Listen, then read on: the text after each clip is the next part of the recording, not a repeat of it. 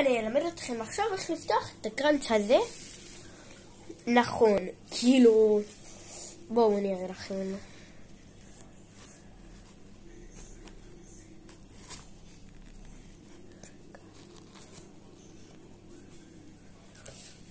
טוב, יש את זה, נכון?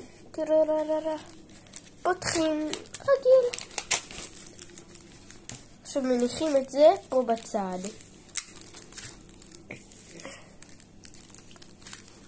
לוקחים את זה, פשוט מהר שמים. זהו, אם קצת יתפרק, לא נורא. עכשיו לא זורקים את זה ישר לפח. לא מלקלקים את זה, אלא שמים את זה פה וזורקים לפח. ולוקחים כפית.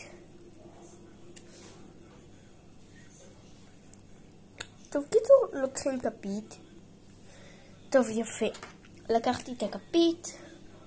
בואו נערבב.